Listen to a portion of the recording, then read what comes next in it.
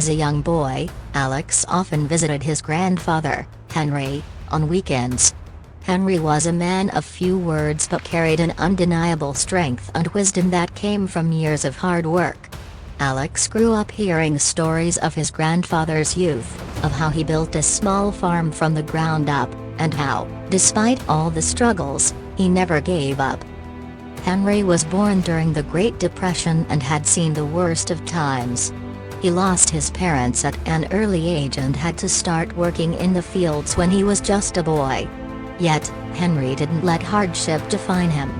He learned the value of persistence, patience, and hard work, which became the foundation of his life. One day, when Alex was in high school, he came home frustrated. He had just failed a math test and felt like giving up on his future.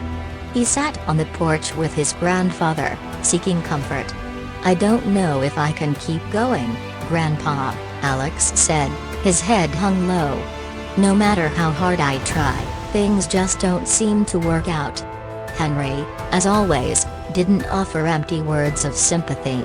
Instead, he told Alex about a time when he was just a young man, struggling to grow crops during a drought. Despite his best efforts, his farm was on the brink of failure. But instead of giving up, Henry worked even harder. He found new ways to conserve water, experimented with different planting techniques, and most importantly, never stopped believing that his efforts would eventually pay off. "The most important thing, Alex," Henry said, "is that you never quit when things get tough. Hard times don't last, but tough people do." Years passed, and Alex carried his grandfather's words with him. He worked harder, pushed through failures, and kept trying.